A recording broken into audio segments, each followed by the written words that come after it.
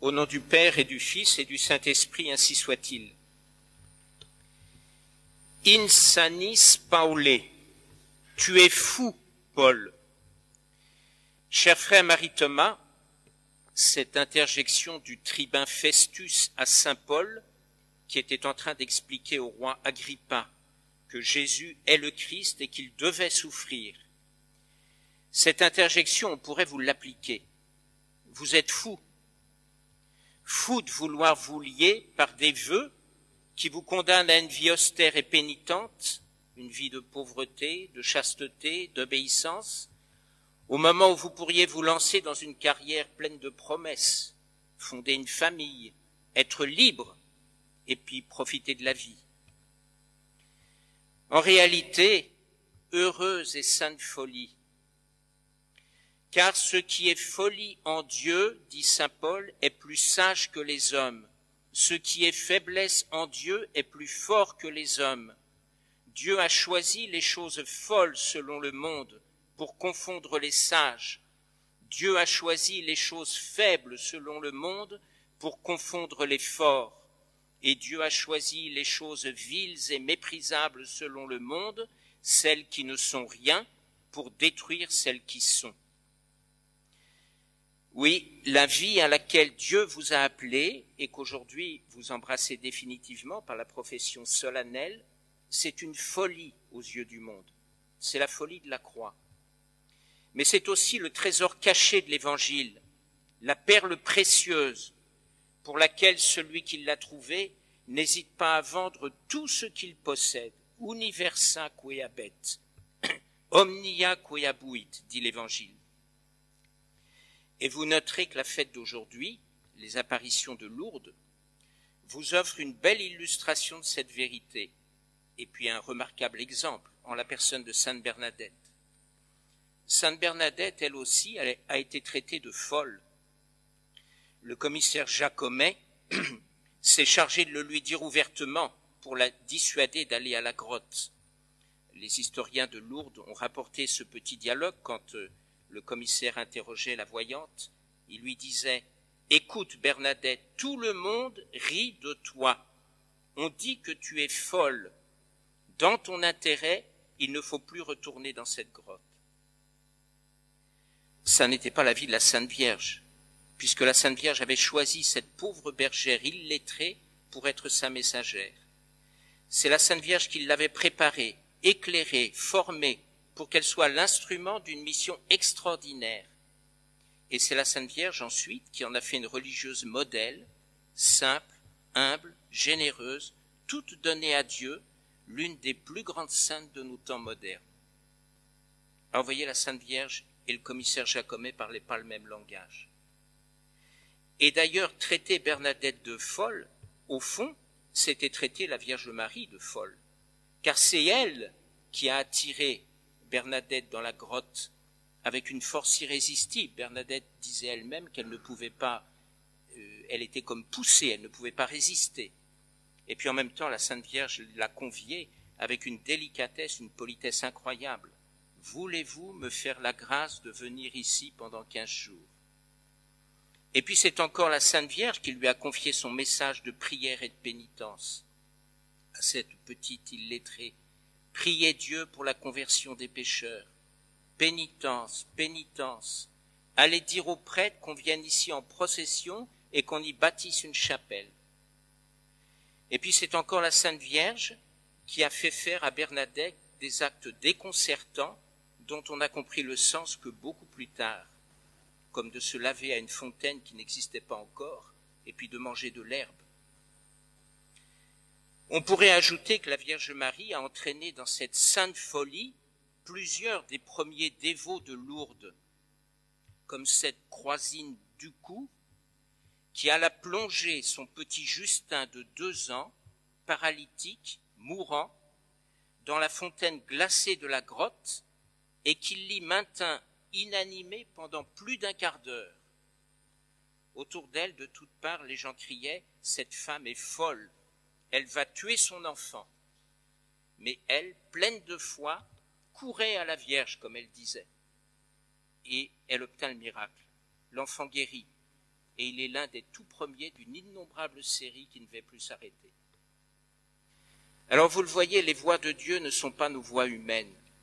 Ce qui est folie pour nous est sagesse pour Dieu, et ce qui est sagesse pour nous est souvent folie vu du point de vue de Dieu. C'est toujours saint Paul qui parle. Où est le sage? Où est le savant? Où est le raisonneur de ce siècle? Les Juifs demandent des miracles et les Grecs cherchent la sagesse. Nous proclamons un Christ crucifié, scandale pour les Juifs, folie pour les païens. Mais pour ceux qui sont appelés, soit Juifs, soit Grecs, c'est le Christ, puissance de Dieu et sagesse de Dieu. Puissance de Dieu et sagesse de Dieu.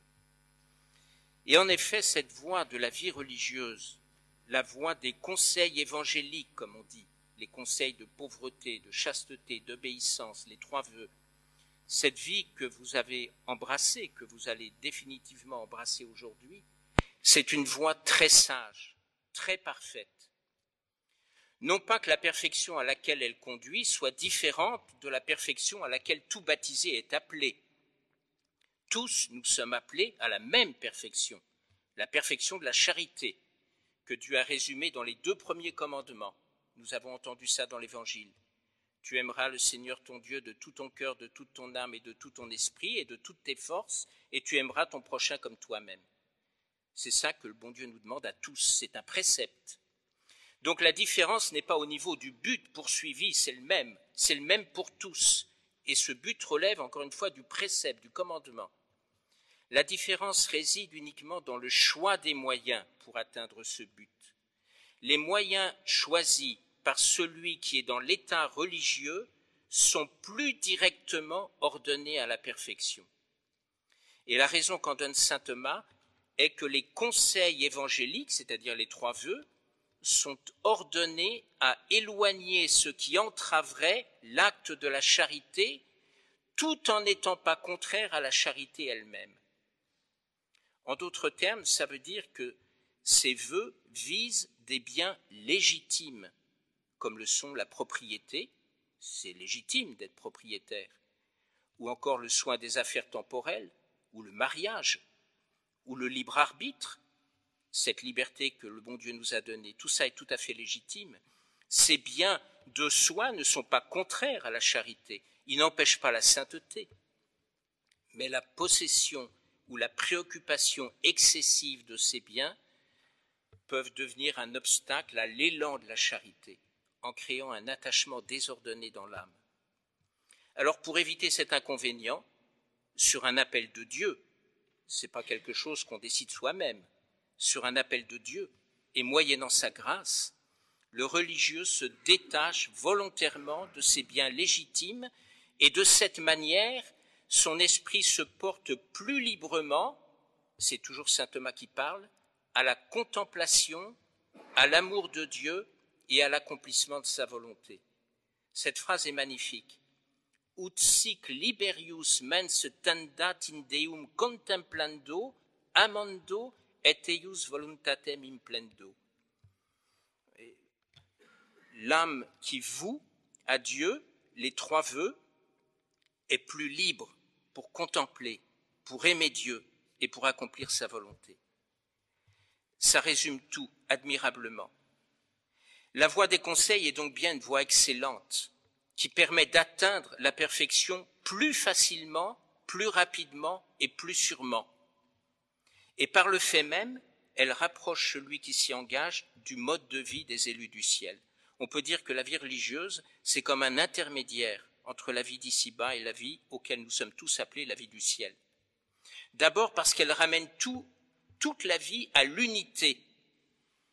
Saint Thomas dit encore, le cœur se porte avec d'autant plus d'intensité vers quelque chose qu'il s'écarte davantage de ce qui le disperse.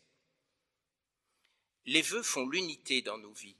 C'est ce que Jésus dit à Sainte Marie-Madeleine. Une seule chose est nécessaire, Marie a choisi la meilleure part. En faisant des vœux, vous avez choisi la meilleure part.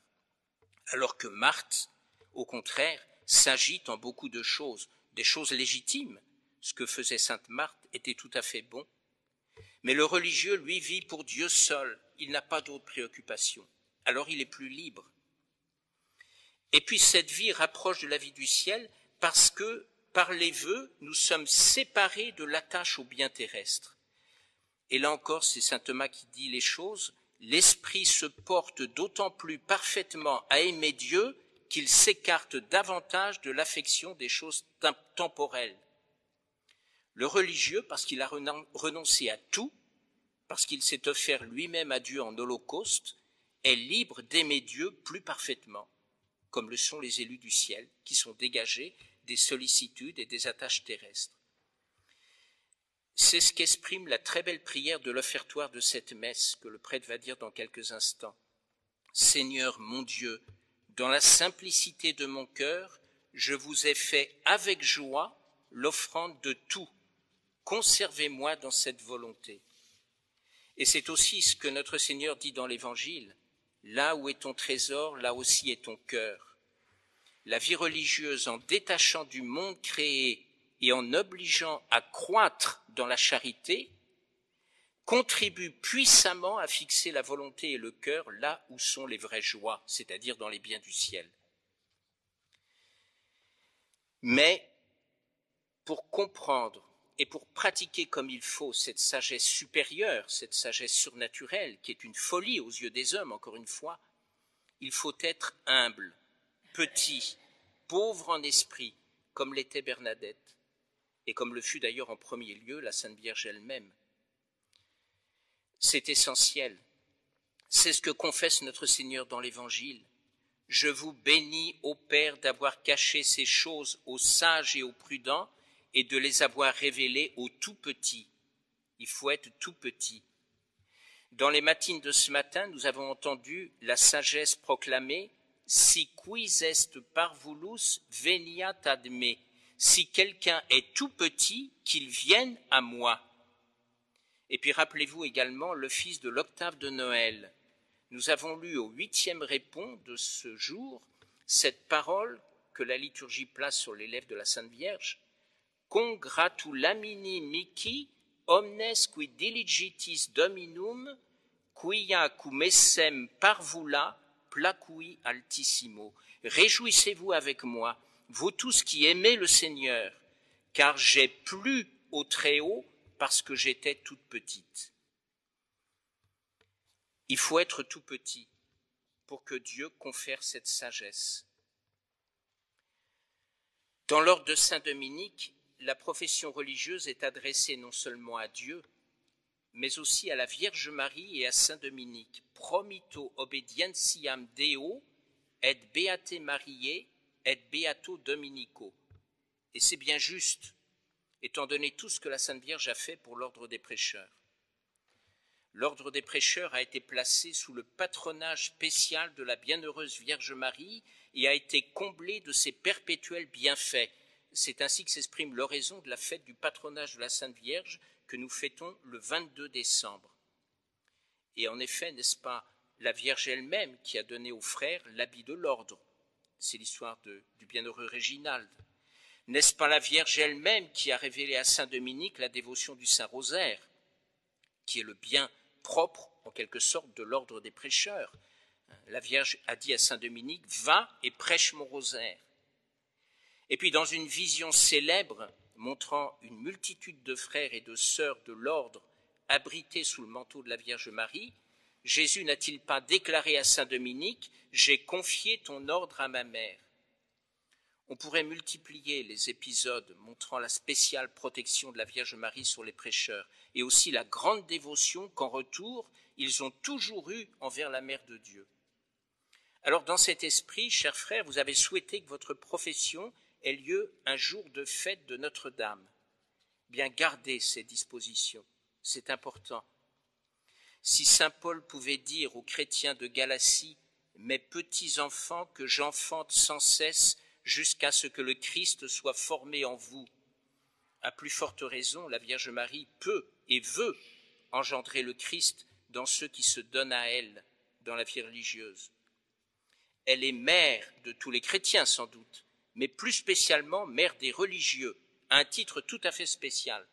Elle les enfante à la vie divine, elle les éduque, elle les forme à la sainteté, Elle les garde au milieu des épreuves et des tentations. Elle assure leur persévérance, leur fidélité jusqu'à la fin, en dépit des obstacles. Alors il faut rester sous son manteau, il faut la prier, il faut lui obéir.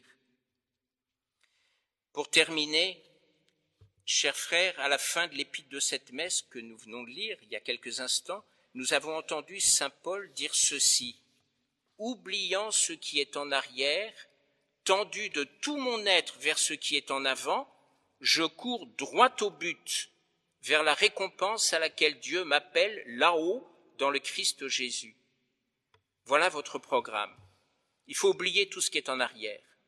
Il faut se tendre tout son être vers ce qui est en avant, la sainteté à laquelle Dieu nous appelle. Jean Tolère a commenté ce propos dans un de ses sermons. Je vous lis ce qu'il dit pour terminer. Voici. Quand certaines personnes savent se recueillir 3 ou 4 fois le jour, ayant de nobles pensées, faisant leurs prières, et qu'elles s'en trouvent bien et en éprouvent de la consolation et de la douceur, il leur semble que tout est fait et qu'avec cela, elles sont en excellente posture. Non, mes enfants, en vérité, elles en sont encore immensément loin. Nous sommes créés pour des choses infiniment grandes, et le Dieu fidèle qui nous y appelle et nous y invite nous en veut terriblement si nous nous contentons de choses si petites.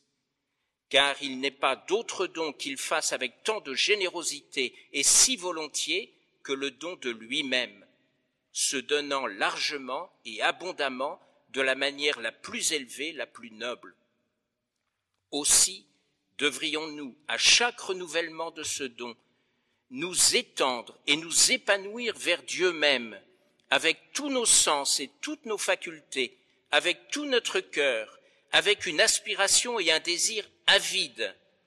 Tendons complètement au divin abîme, car on ne peut jamais s'approcher si près et si haut de ce fond qu'il ne soit toujours possible d'arriver encore beaucoup plus près et beaucoup plus haut.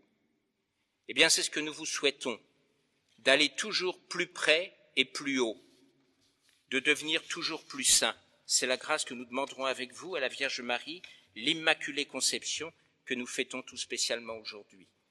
Au nom du Père et du Fils et du Saint-Esprit, ainsi soit-il.